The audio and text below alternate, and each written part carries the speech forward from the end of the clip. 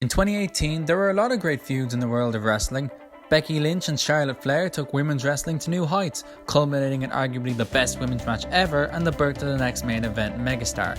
Meanwhile, Johnny Gargano and Tommaso Ciampa had some of the most heated and visceral main events seen in years. And in Japan, Kenny Omega and Kazuchika Okada rekindled their feud in an epic 64-minute marathon of a match. However, in NXT in 2018, another rivalry was born. It's flown under the radar, but it helped two women establish their niches in the women's division and planted the seeds for something far greater somewhere down the road. This is the story of Dakota Kai and Shayna Baszler. Before coming to NXT, Dakota Kai was a standout of the independent scene, wrestling in promotions like Shimmer and Stardom under the name Evie. She even showed up in NXT once or twice, notably being the first victim of Nia Jax. Meanwhile, Shayna Baszler fought in the UFC before transitioning to pro wrestling and was a part of MMA's Four Horsewomen alongside Marina Shafir, Jessamine Duke and Ronda Rousey. Both Kai and Baszler entered WWE as part of the 2017 Mae Young Classic, but both would lose to eventual winner Kairi Sane. On January 10th, the two have a match, Baszler's first as part of the NXT roster.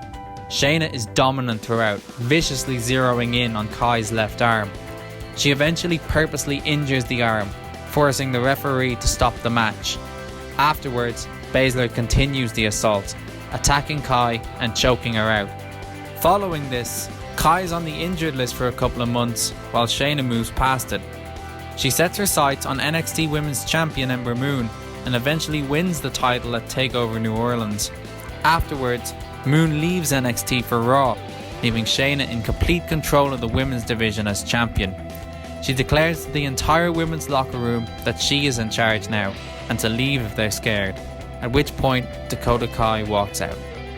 You see, a couple of weeks before TakeOver New Orleans, Kai returned to the ring with a win over Lacey Evans.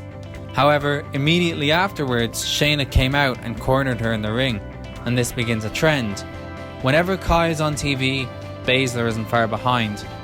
One week, Kai gives a backstage interview where she refuses to talk about Shayna, only for the woman herself to show up to intimidate her. 2 weeks later, she beats Vanessa Bourne with an awesome new finisher, the chiropractor, but the champion comes out once again to spoil her victory celebration. She makes Kai cower in fear, then locks in a chokehold on the fallen board. Kai is powerless to react, and Baszler never takes her eyes off her as she retreats up the ramp. Everything that Dakota Kai does is dominated by Shayna Baszler. On the other hand, Baszler puts Kai completely out of her mind when moving on to other things such as Ember Moon, and in many ways, that's exactly how bullying works. Someone being bullied sees their tormentor everywhere, while the bully forgets about that person when doing things that doesn't involve them. Both women are fantastic in their roles. Shayna has a real aura of menace about her, and Kai is a brilliant rabbit caught in the headlights face, while also at the same time seeming plucky and courageous. But there is a layer of nuance to this story that is possibly the best thing about it. Yes, Dakota is scared of Shayna, but it doesn't mean that she's weak. She has a perfectly legitimate reason to fear Baszler. She went into their first one-on-one encounter unafraid, but in that match, her arm was stomped into bone dust and then she was choked out. And unlike the Alexa Bliss-Nia Jax feud, another bullying angle, this wasn't just a poorly disguised ad for the Be a Star campaign. That sort of experience can change a person, and so her attitude is understandable. As a result, she becomes more human, which endears her to the audience.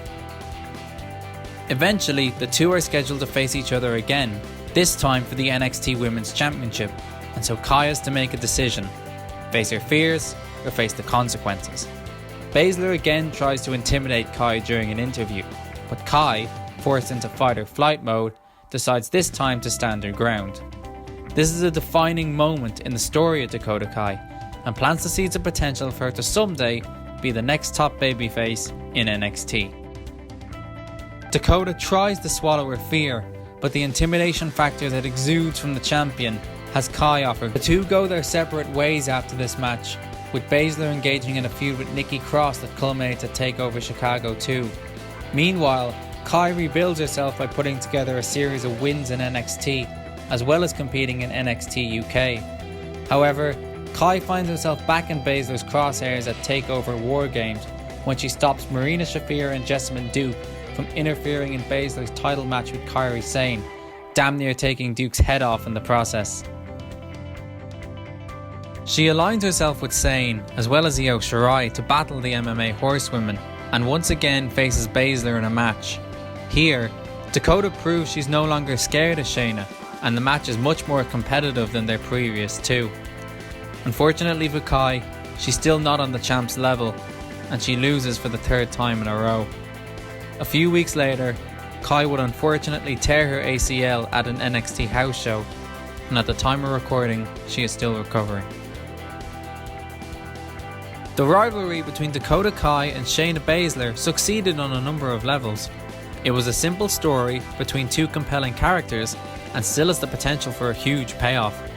It got Shayna over as a ruthless, remorseless killing machine, and Dakota was established as a real fan favourite who could be the future of the NXT Women's division. And with Kai's unfortunately timed injury, there is a sense that there is still unfinished business between these two. This rivalry is still bubbling, and it could be set to explode when Kai returns.